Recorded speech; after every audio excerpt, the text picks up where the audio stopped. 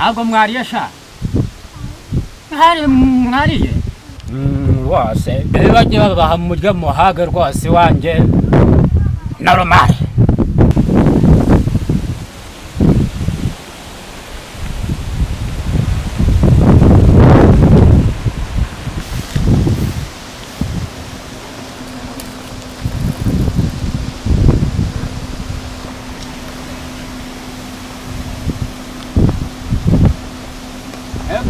karibu waje kiswa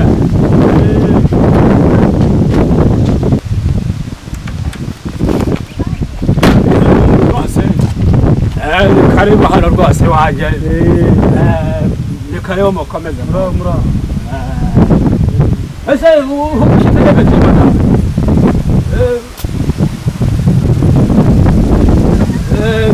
hanagura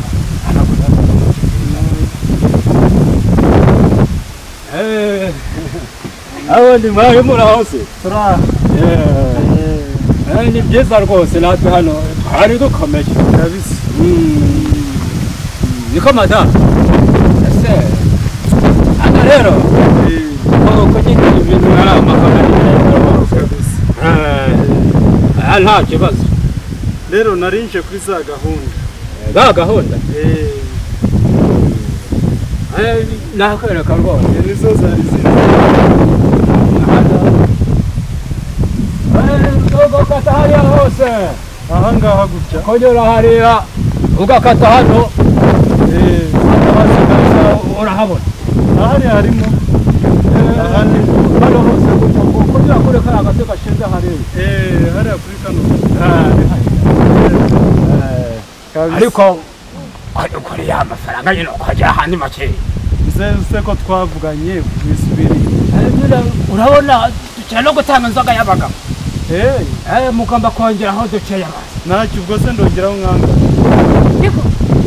rero dukumva ni ibiki niko iki mata ni ibiki oya haraka wawe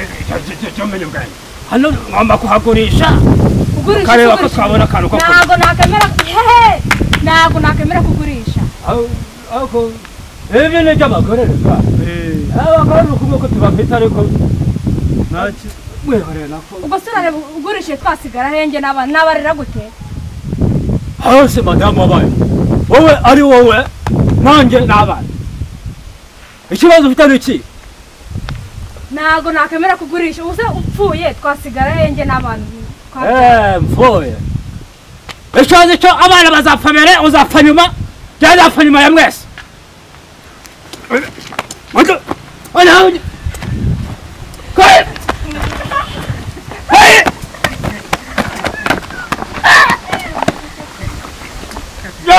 uragurisha aho utambuka mwabana mukanyuza umuntu namwita abari mukanyuza madamu tuce umugabo wawe cyore aho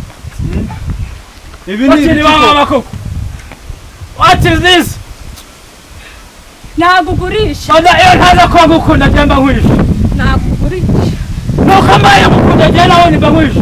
oya ibintu byo kurwana ntabwo ari byiza mu bireke mada uzi ko nsanzwe utankunda